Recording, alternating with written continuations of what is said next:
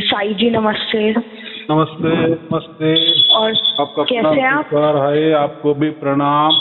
बोलिए बोलिए। और कैसे हैं आप? बस बहुत आनंद में। आप कैसे हो?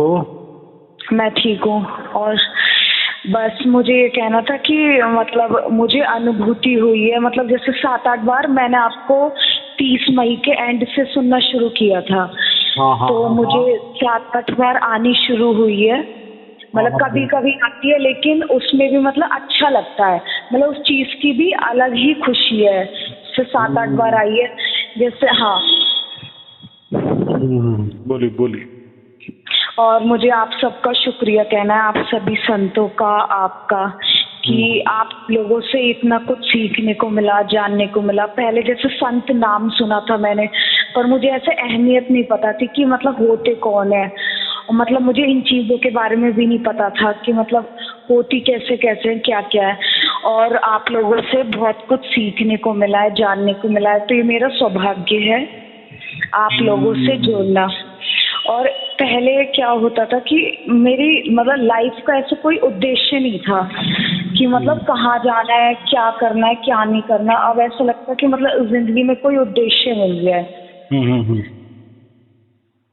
तो ऐसा है कि आपने कहा कि संतो, हाँ जी। संत क्या होता है ये समझ में आया। तो संत में ही उसकी व्याख्या लिखी है, डेफिनेशन लिखी है कि संत का हाँ जी। मतलब जो सत के साथ 24 घंटा रत रहता है, माने हाँ घुल जी। मिला के रहता है, माने सत उसके 24 घंटे उसके साथ रहता है। जिसके हाँ साथ जी। भी सत होता है या जो सत की पहचान कर लेता है, तो या सत के साथ जिसका योग हो जाता है, अभी 24 घंटा माने उसका योग ही हो गया ना। जैसे लोग हाँ जी। योग करते हैं, ध्यान करते हैं, तपस्या करते हैं, वो भी परमात्मा से जुड़ने के लिए ही करते हैं ना।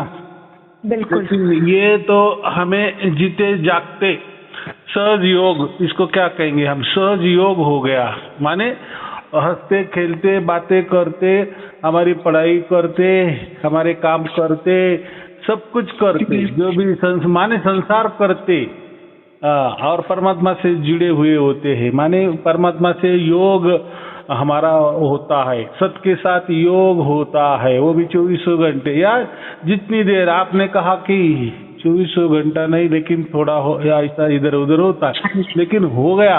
और सबसे महत्वपूर्ण बात आपको ये भी समझ में आया कि यही परमात्मा होता है कि जो उसके तरफ से, उसके मर्जी से हमारी तरफ आता है और उसकी पहचान खुद देता है। इसलिए हम उसको मालिक कहते हैं, नहीं तो फिर मालिक कैसे कहेंगे उसको, परमात्मा को। बराबर।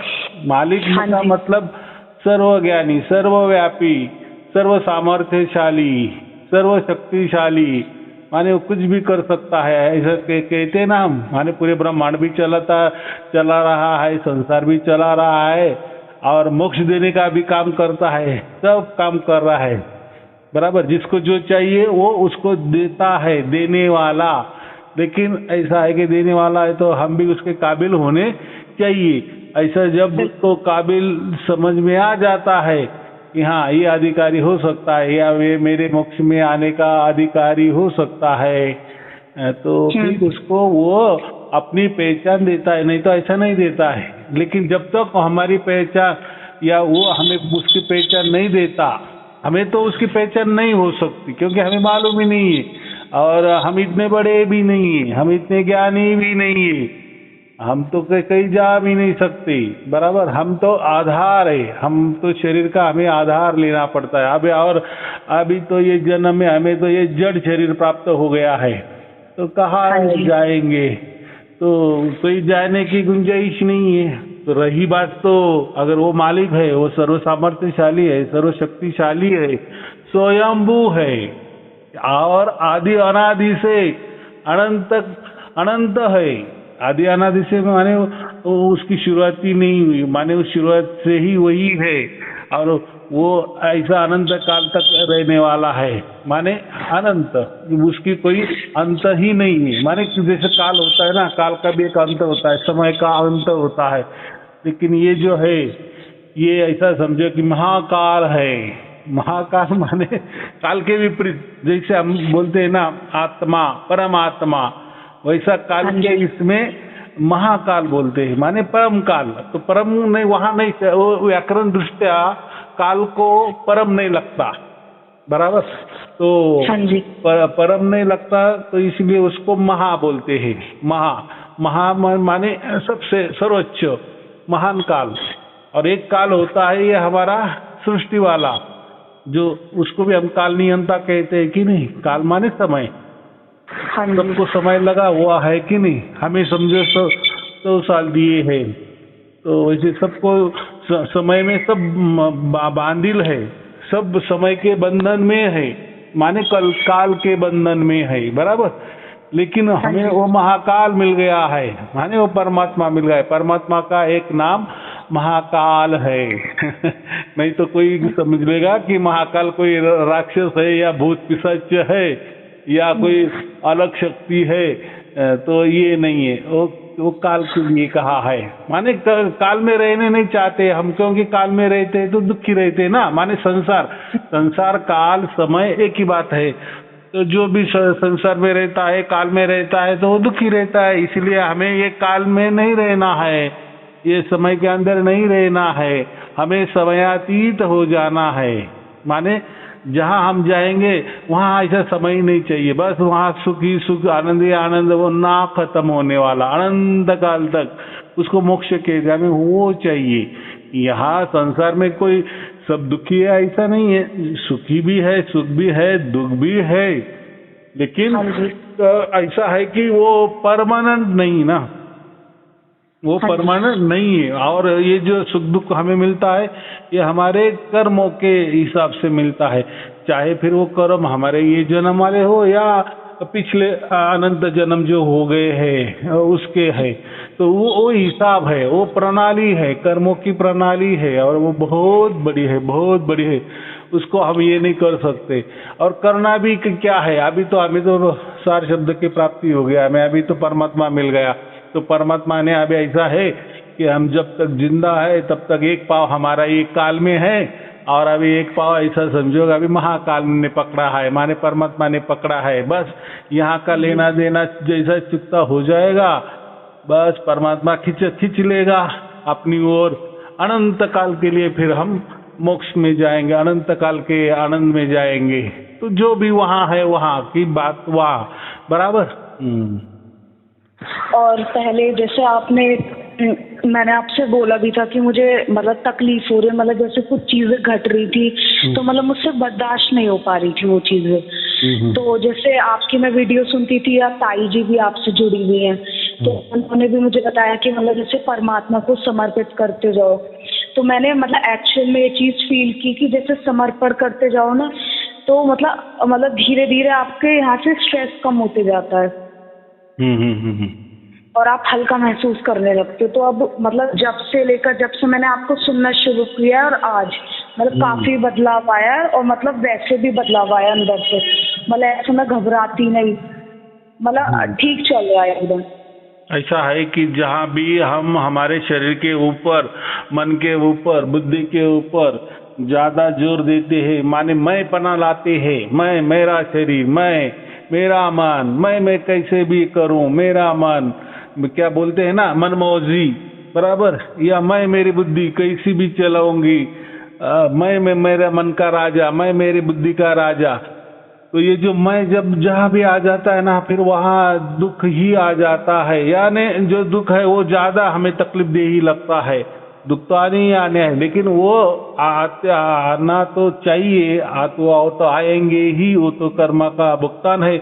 लेकिन वो जो हमें ज्यादा चुभते हैं ना, तो वो नहीं चुभनी चाहिए। तो उसके लिए ये जो ज्यादा चुभ रहे, इसका मतलब हमने हमारा मैपना जो है ना, जो तो ये मैपना हमारा ज्यादा है, माने हमारा ऐसा समझो झुकाव हमारे शरीर के ऊपर है, हमारे मन के ऊपर है, या हमारे बुद्धि के ऊपर है। लेकिन यही मन, यही मैं, और या यही बुद्धि, या यही शरीर, और या यही मन, हम जब परमात्मा को समर्पित कर देते हैं, अभी तेरी मर्जी, अभी दुख भी आए तेरी मर्जी, सुख भी आए तेरी मर्जी, तो सुख में भी परमात्मा को भूलना नहीं। दुख में तो हम परमात्मा की याद तो करते ही है, वो तो आता है अरे यार क्या हो गया। लेकिन ऐसा है कि जब सुख भी होता है ना, तब भी परमात्मा की याद में रहना है हमें, बराबर कि नहीं। तो ये और फिर जब परमात्मा के, इसीलिए उसको समर्पण कहते, माने हर सुख दुख परमात्मा को अर्पण, हर सुख दुख परमात्मा को अर्पण। फिर ऐसे अर्पण करते जाएंगे तो हमारा बोझ फिर हल्का हो जाता है, फिर हम पूरे हल्के हो जाते हैं। और ऐसा नहीं होता कि जब दुख आता है तो फिर हमेशा के लिए दुख ही आ जाता है, या जो सुख आता है तो हमेशा के लिए सुख आता है। तो जैसी जब तक जिंदगी है तब तक एक सुख दुख सुख दुख सुख दुख ये चालू ही रहने वाले हैं। लेकिन क्या हो जाता है, ठीक है सुख तो हम भोग लेते हैं, लेकिन जब दुख की बारी आ जाती है ना, तब वो हम कहते हैं कि नहीं ये नहीं होना चाहिए, नहीं तो अभी मेरा शरीर मिटना ही चाहिए या मैं मर जाऊं, तो ये फिर गलत हो जाता है। तो इसकी जगह दुख तो आना है, लेकिन उसका मतलब ऐसा नहीं है कि दुख का छुटकारा करने के लिए हम कोई कहीं मर जाए तो फिर छुटकारा हो जाएगा, ऐसा नहीं होता है। वो तो वापिस आपको जन्म मिलेगा, तो फिर तो अभी तो ठीक है, ये तो मनुष्य को मिला, आगे तो कुछ भी मिल सकता है।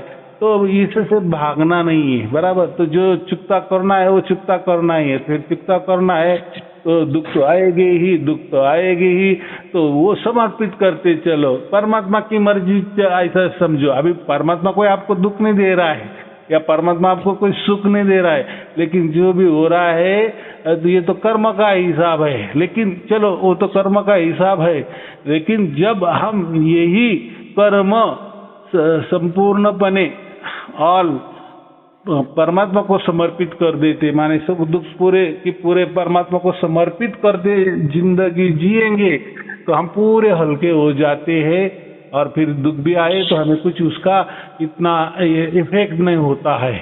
तो ये काम है। बोलो। वैसे आपकी ये जो भी बातें हैं, मतलब इनसे काफ़ी क्लैरिटी मिलती है। जैसे आप ये बताते हैं कि जैसे हमारी ज़िंदगी में मतलब ये दुख चलेगा, ये एंड तक रहेगा, हमारी आखिरी सांस तक। तो मतलब इंसान धोखे में नहीं रहता उसमें, उसे पता है हमारे जीवन का हिस्सा है, हमें इसी के साथ आगे बढ़ना है। बहुत अच्छे। माने मछली को मालूम है कि हमें पानी में ही रहना है, पानी से बैर क्यों। या फिर हमें अगर मछली ने सोचा कि नहीं भाई मैं पानी में नहीं रहूंगी, मैं पानी से बाहर जाऊंगी, तो क्या हो जाएगा, मर जाएगी। तो उससे पानी का कोई तकलीफ थोड़ी होने वाली है क्या पानी को थोड़ी पछतावा होने वाला है। तो वो तो उसका काम है। तो ऐसा नहीं है। तो ये दुखालय ही है, तो यहाँ कोई सुखी नहीं है।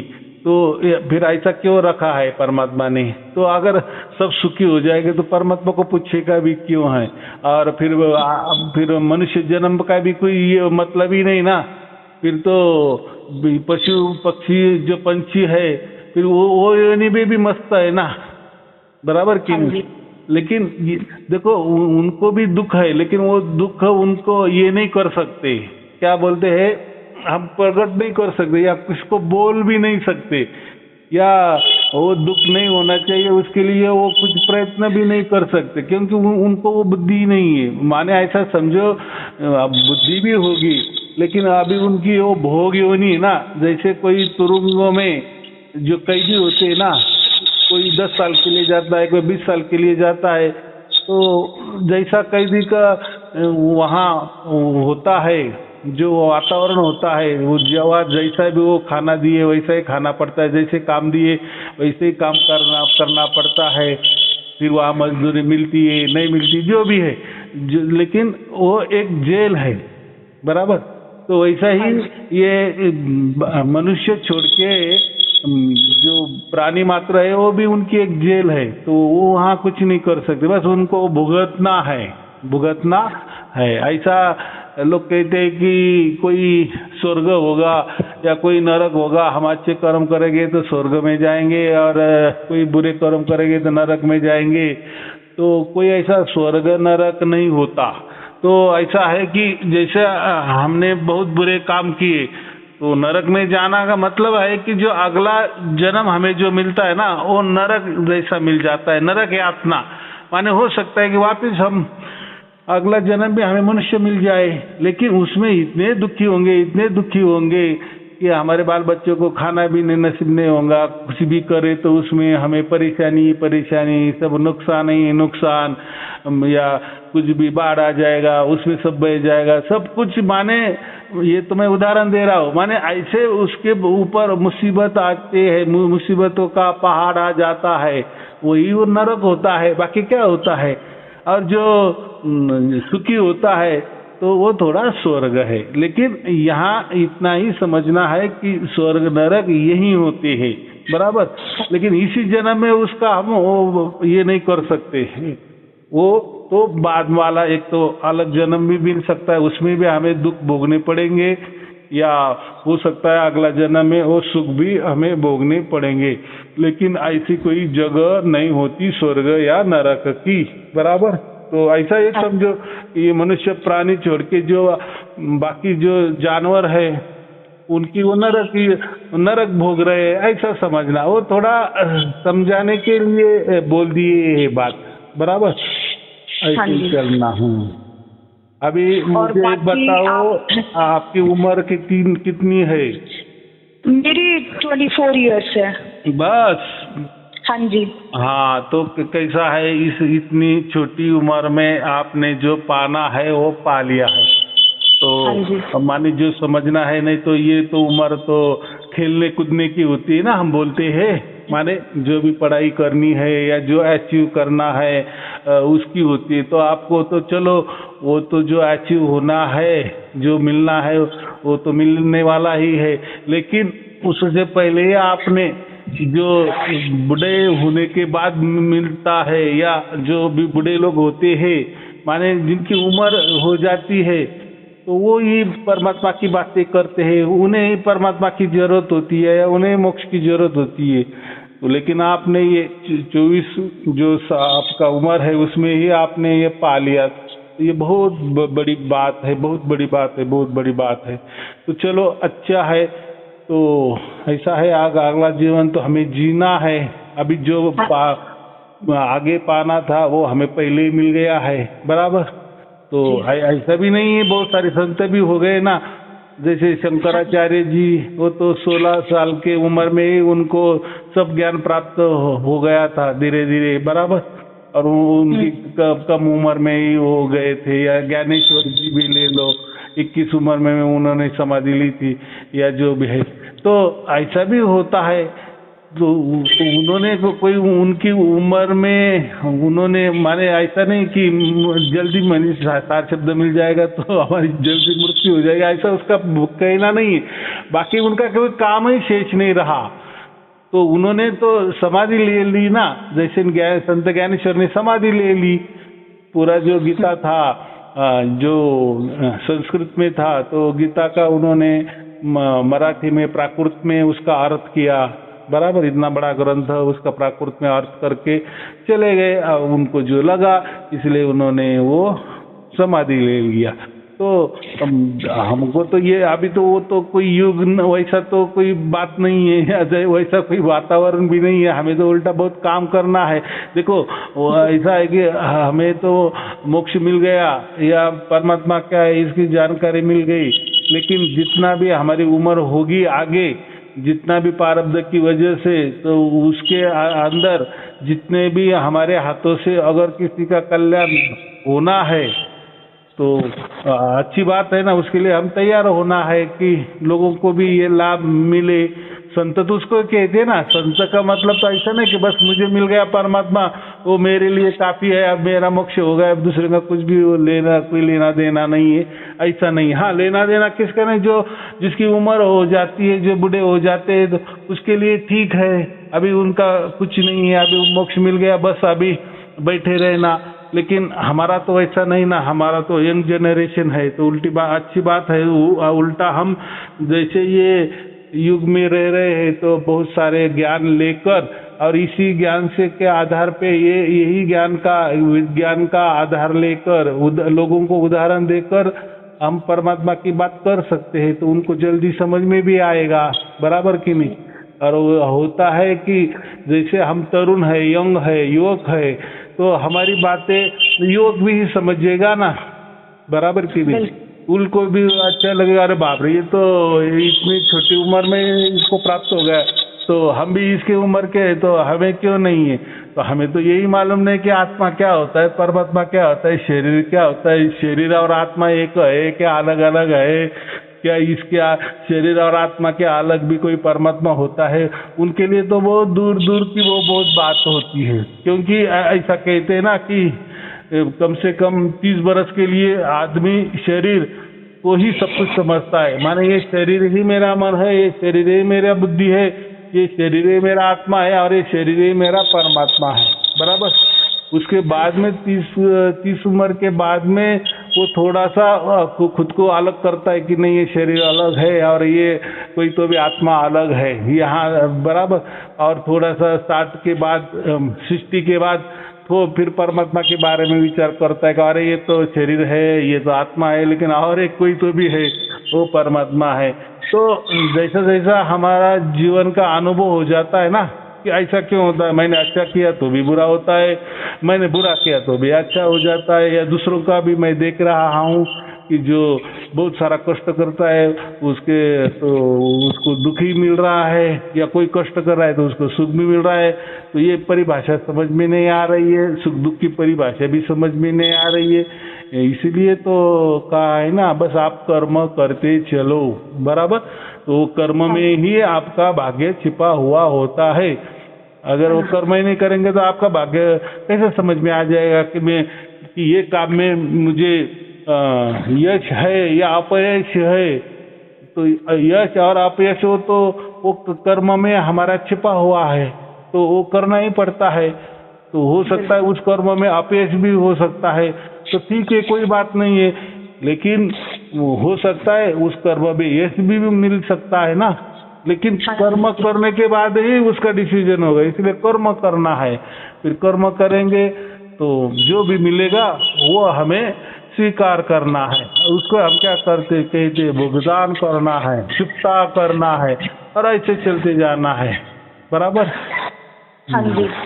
और बाकी आपको रोज सुनकर बहुत अच्छा लगता है। रात में मैं कम से कम एक वीडियो तो आपकी सुन के ही सोती हूँ, क्योंकि अगर नहीं सुनती तो फिर मन में वो लगता है। और जैसे ही आपने पहले भी बोला था बात करने को, तो मतलब मन में तभी से ये इच्छा थी, मन में मतलब विचार शुरू हो जाता है, मन खुद ही बात करने लगता है आपसे।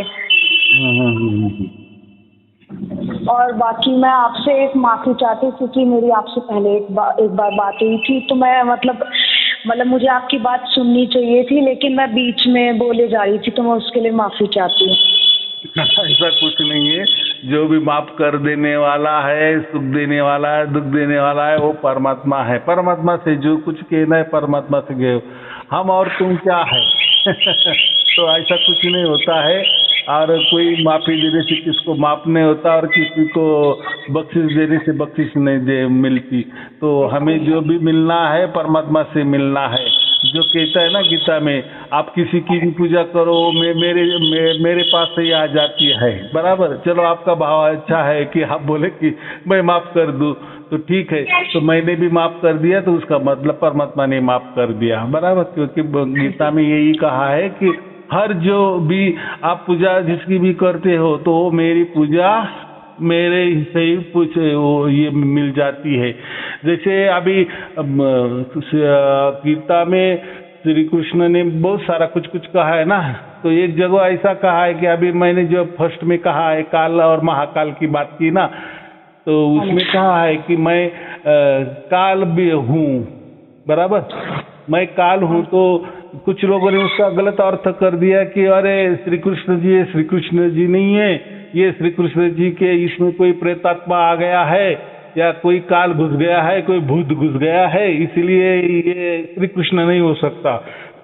तो ये इसमें क्या कहा है कि मैं महाकाल हूँ, यानी मैं लोगों को मारने वाला हूँ। उन्होंने वो अर्थ कर लिया, लेकिन काल का भी अर्थ किया, तो वो समय हमने लेना चाहिए, बराबर। उसमें कोई विपरीत अर्थ नहीं लेना चाहिए कि मैं काल हूँ का उसका मतलब कोई भूत, श्री कृष्ण जी कोई भूत है, या उनके अंदर कोई भूत पिशाच घुस गया था और वो बोले, तो फिर वो गीता है वो तो श्री कृष्ण जी ने नहीं कही है, वो तो कोई किसी भूत ने कहा है, तो ऐसा नहीं है। तो ये ऐसे कहने वाले कुछ कुछ बातें बोलते हैं कि हाँ हाँ ये बात बराबर है, और कुछ कुछ बातें बोलते हैं कि नहीं नहीं ये रॉन्ग है। माने अपने मतलब की बात अच्छी वहाँ परमात्मा बोलता है और जहाँ उनको लगता है ये गलत है या ये यहाँ श्री कृष्ण नहीं हो सकता या भगवान नहीं हो सकता, तो फिर वो बात बोलते हैं कि ये गलत है या कोई भूत बोल रहा है, पिशाच से बोल रहा है। तो ऐसा नहीं होता। एक तो पूरे धर्म ग्रंथ को मानो या पूरे धर्म को इनकार कर दो, बराबर। हाँ जी।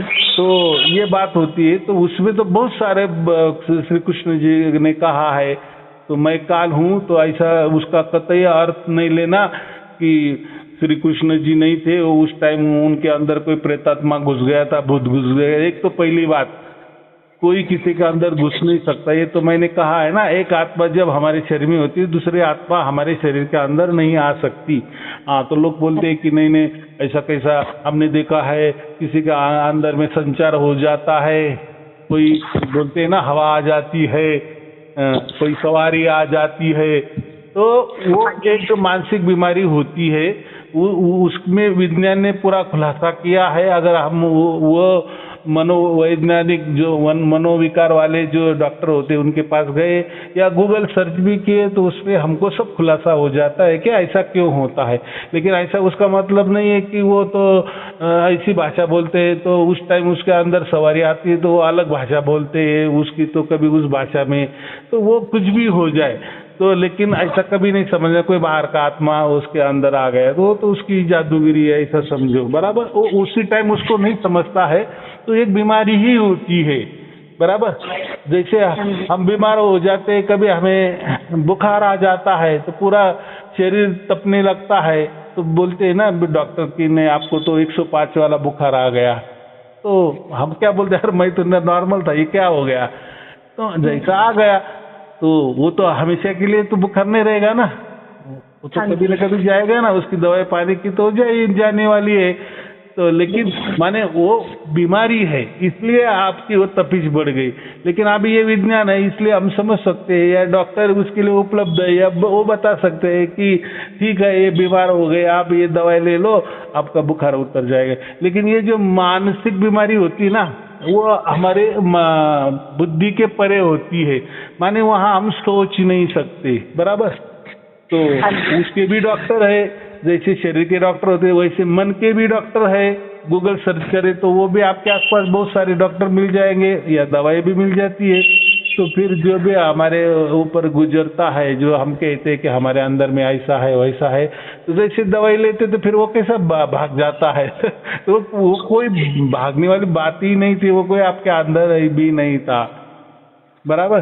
तो ऐसा कुछ भी होता है, सब कुछ बराबर होता है, विज्ञान है। और सबसे महत्वपूर्ण, मैं तो यही बात बोलता हूँ सबको कि आज हमारे पास इंटरनेट है, गूगल जैसी हमारे पास सामग्री है, तो गूगल सर्च किए तो सब कुछ ज्ञान का खुलासा हो जाता है।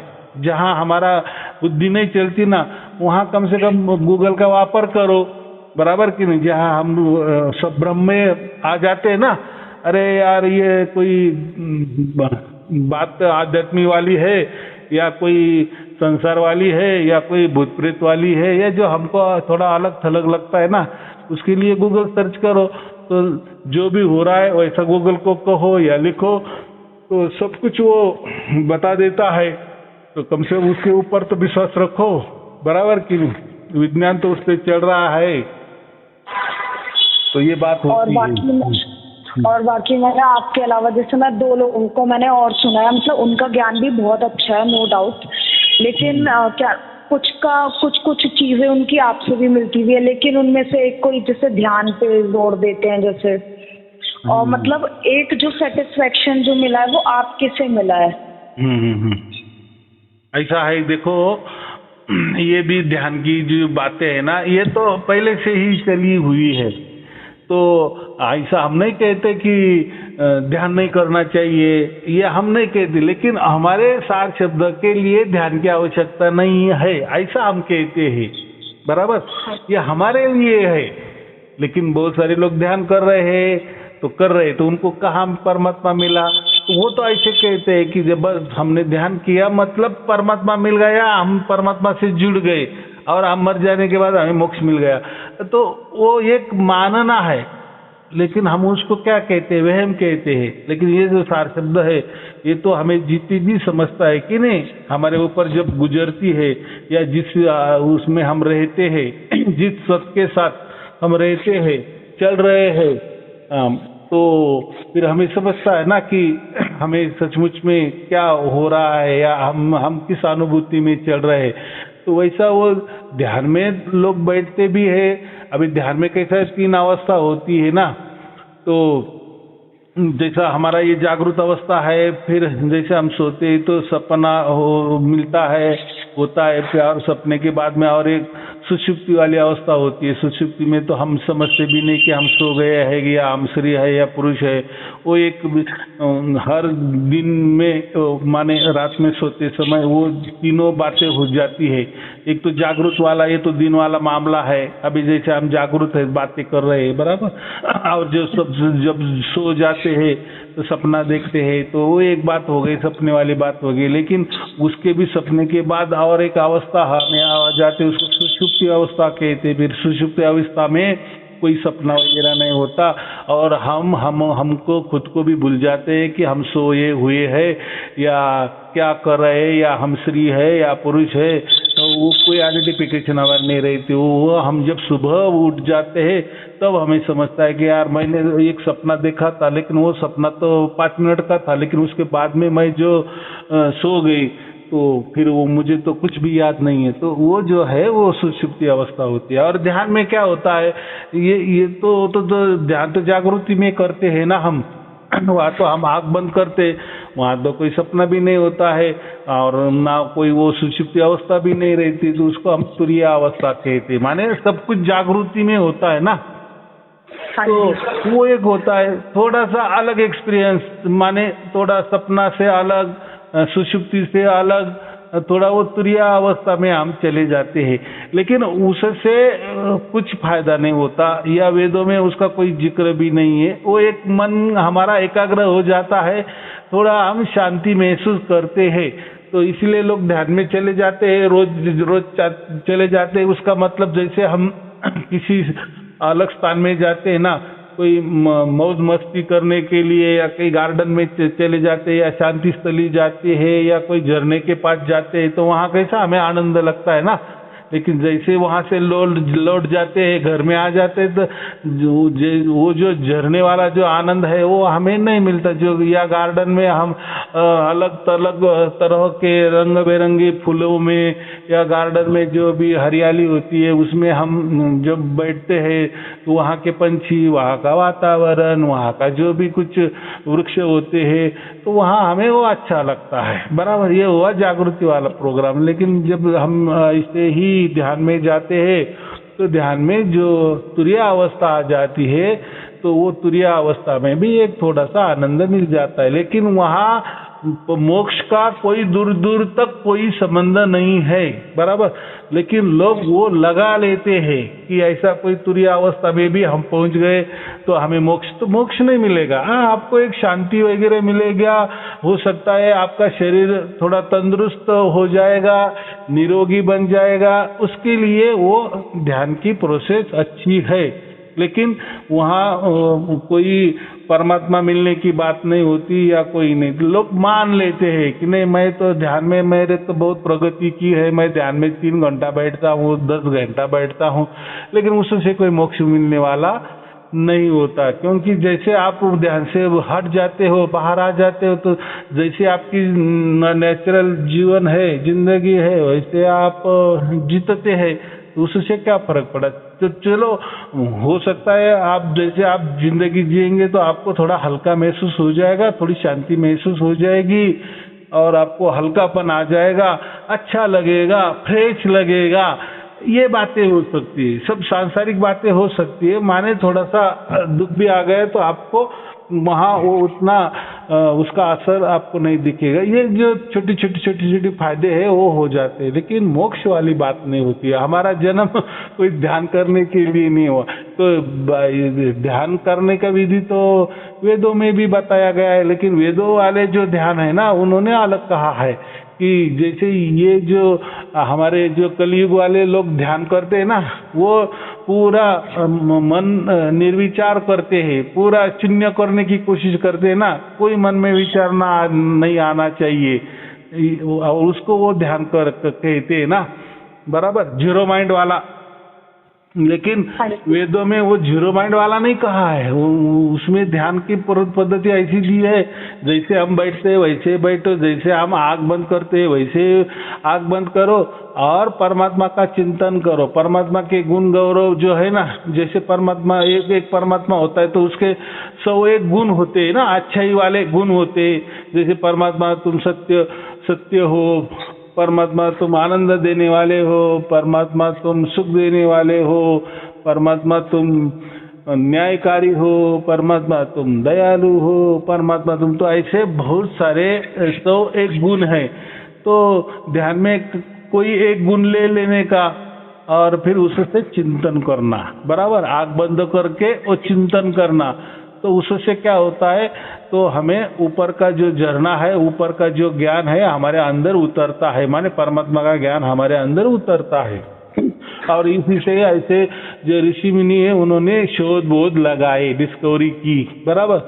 लेकिन उनकी पद्धति ये है, वेदों वाली पद्धति, वो कोई जीरो माइंड करने के लिए ध्यान नहीं करते थे, उल्टा वो चिंतन करते थे। आँख बंद करके कोई एक गोष्ठी लेते थे या कोई एक उदाहरण लेते थे, जैसे मैंने कहा कि परमात्मा के जो गुण गौरव है, 101 गुण, परमात्मा के गुण तो बहुत सारे हो सकते हैं, तो कोई एक अच्छा गुण हमको परमात्मा का होता है तो उसमें हमें डूबे रहना है, उसी चिंतन में रहना है बस। परमात्मा आनंद स्वरूप है तो परमात्मा का आनंद लेते रहना कि परमात्मा आप मुझे आनंद प्रदान कर रहे हो, मैं आनंद में हूँ। परमात्मा आप ऐसे हो, परमात्मा आप निर्गुण हो, तो थोड़ा सा उसमें चिंतन करना है, निर्गुण माने क्या होता है, परमात्मा आप सर्वव्यापी हो, तो फिर सर्वव्यापी का मतलब क्या होता है, तो जैसा मतलब हमें मालूम होता है तो उसका वो चिंतन करते जाना है, उसको ध्यान कहते हैं। तो उसमें क्या फायदा हो जाता है, तो परमात्मा का जो परमात्मा स्वयं में क्या है, सर्वज्ञानी है ना, तो उससे हमें वो ज्ञान ऑटोमेटिक हमारे अंदर मस्तिष्क में उतरने लगता है, बराबर। अभी तो हमें तो सार शब्द ही प्राप्त हो गया है, तो अभी तो हमें तो कोई ध्यान की जरूरत भी नहीं है। लेकिन जो भी हमारे यहाँ मस्तिष्क में जो हो रहा है या जो अनुभव में हमें हो रहा है, अभी हमको तो ये मालूम हो गया है कि उसके लिए कोई शरीर की आवश्यकता नहीं, तो ध्यान के लिए तो शरीर की आवश्यकता होती है, ध्यान के लिए मन की आवश्यकता होती है, ध्यान के लिए बुद्धि की आवश्यकता होती है।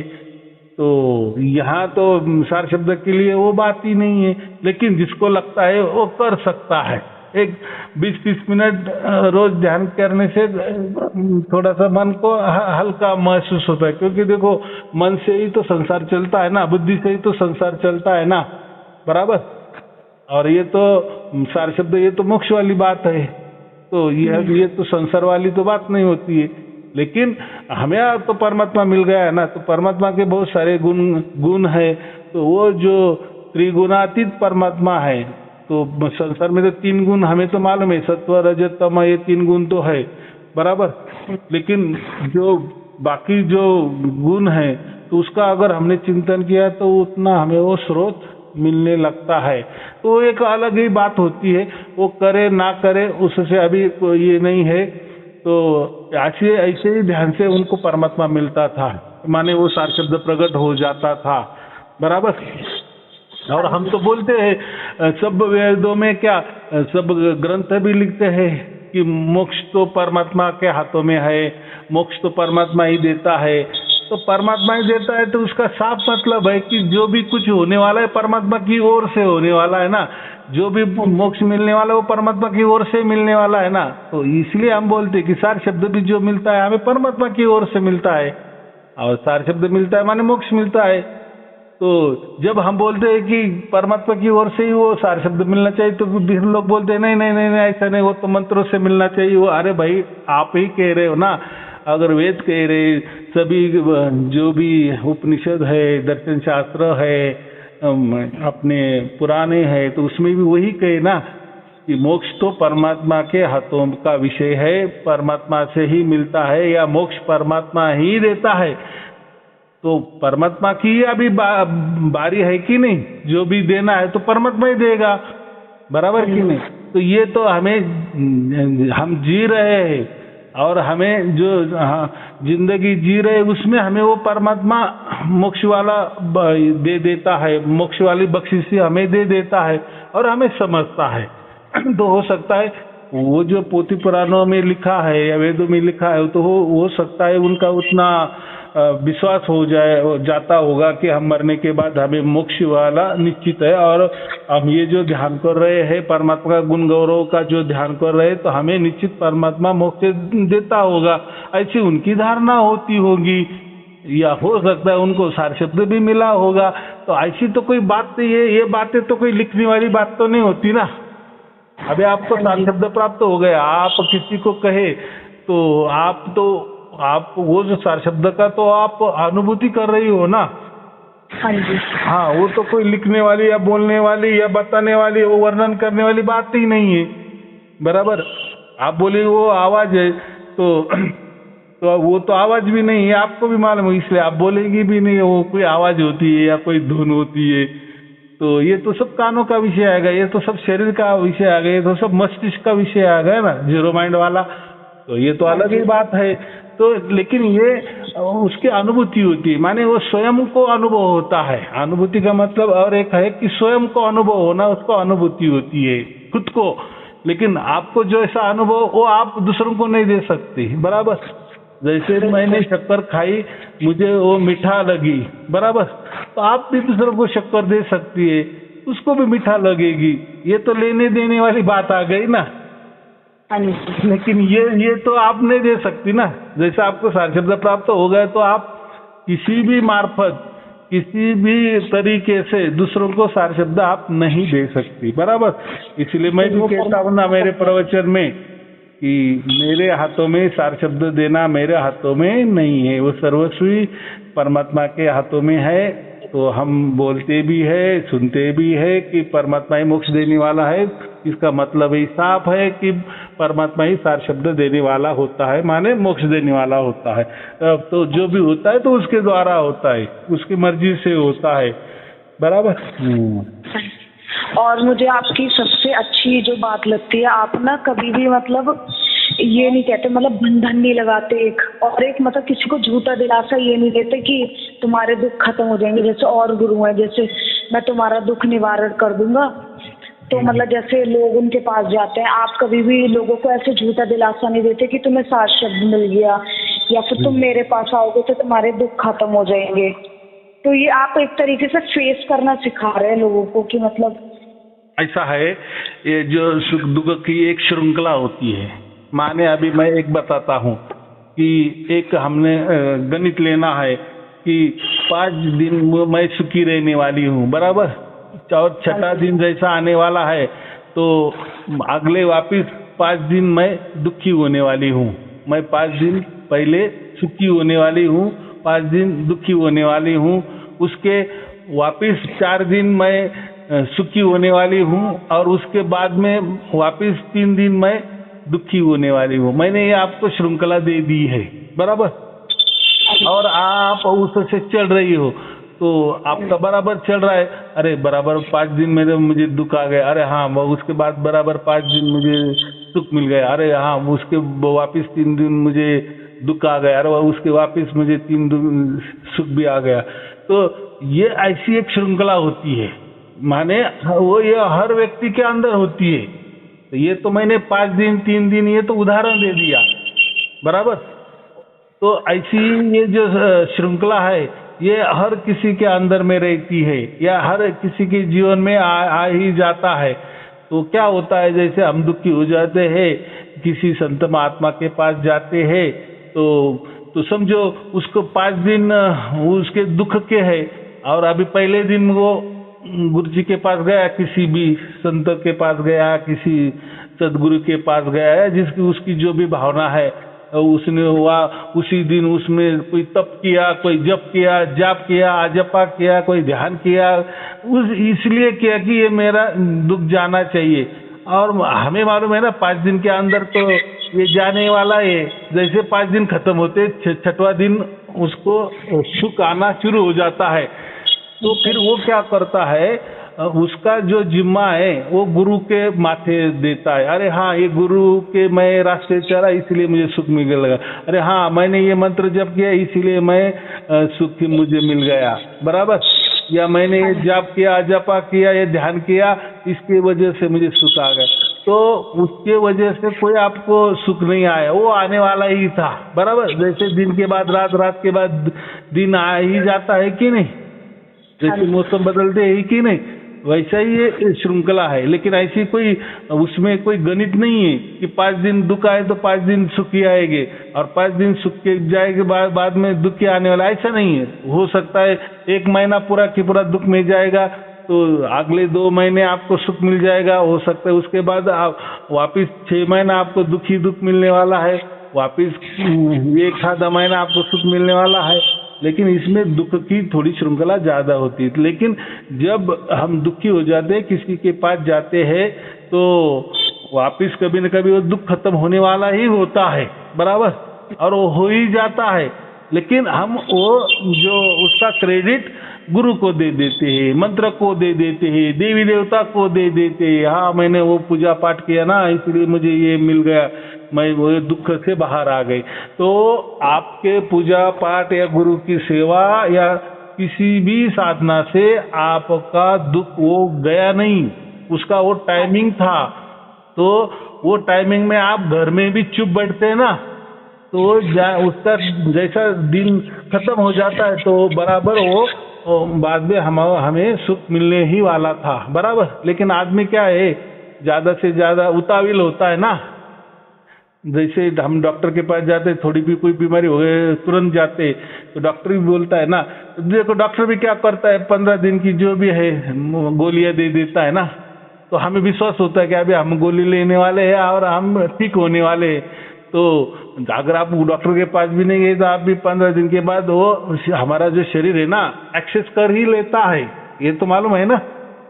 उसकी जो पूर्ति है वो बराबर कवर कर लेता है, ये तो नेचुरली है। हमारे अंदर बुखार भी आ गया तो नेचुरली वो बुखार जाने वाला ही होता है। वो शरीर की यंत्रणा बराबर काम करती है, अरे चलो ये बुखार आ गया, ये तो आना नहीं चाहिए, तो नहीं, लेकिन वो यंत्रणा हमारे अंदर के अंदर काम करती है और वो बुखार वापस चला भी जाता है। लेकिन हम वो गोलियां खा लेते हैं और हम बोलते हैं कि ये गोली की वजह से हो। चलो ये थोड़ा सा डीप नॉलेज है, तो ये कर्म सिद्धांत थोड़ा डीप है। तो मुझे इतना ही कहना है, कोई किसी के आशीर्वाद से आपको सुख नहीं मिलता और किसी के आशीर्वाद से आपको दुख भी नहीं मिलता। बोलते हैं ना कि यार उसने मुझे शाप कर दिया, यार उसने कोई मुझे मंत्र तंत्र कर दिया इसलिए मेरा बुरा हो गया। कोई आपके ऊपर मंत्र तंत्र काम नहीं कर रहा है, कोई आपका बुरा नहीं कर रहा है, या कोई आपको सुख भी नहीं दे रहा है और कोई आपको दुख भी नहीं दे रहा है। आप किसी को तो एक क्रेडिट दे रहे हो, बराबर। हाँ, इससे मुझे सुख मिल गया, इससे मुझे दुख मिल गया, तो ऐसा कुछ नहीं होता। वो टाइमिंग के सर्कुलेशन है, वो श्रृंखला है, उसके मुताबिक बराबर चलता है। इसके लिए हमें स्थिर रहना है। तो इसलिए मैंने क्या कहा, बस दुख आए परमात्मा तेरी मर्जी, बराबर, और सुख भी आए परमात्मा तेरी मर्जी। हम परमात्मा के मौज मस्ती में रहना है मरते दम तक। तो देखो सब कुछ हमारा जीवन आनंद से गुजर जाता है, बराबर। हाँ जी साईं जी, मुझे एक और चीज पूछनी थी। अभी आपने कुछ दिन पहले एक चीज समझाई थी कि क्या नाम है, जैसे वो एक संत के बारे में बताया था, जब वो मरने जा रहे थे तो उन्हें मतलब जैसे 7 शब्द वो पूछ रहे थे कि मतलब आया या नहीं आया, तो जैसे उनके दिमाग में शंका आई थी एंड में, तो उन्हें मोक्ष मिला होगा या नहीं? तो ऐसा है कि हमें आती है शंका, देखो मनुष्य मन है ना, ये मरते दम तक थोड़ा संशय में ही रहता है। कोई भी हम हमारे ऊपर भी मन के ऊपर संशय लेते हैं, हमारे बुद्धि के ऊपर संशय लेते हैं, हमारे कर्मों के ऊपर संशय लेते हैं, हमारे ज्ञान के ऊपर संशय लेते हैं। तो ये तो मोक्ष वाली बात है। तो लगता है ना कि भैया हम तो मर रहे हैं, और ये गुरु जी ने तो बोला कि आपको सार शब्द प्राप्त तो हो गया है यार, आप मोक्ष के ही हो गए। लेकिन लास्ट तक ये जो हमारा मन है ना, ये मन उछल कूद करता ही है, माने वो संशय में डालता ही है और ये चलता ही है, ऐसा ही चलता रहेगा। तो मन का एक स्वभाव है।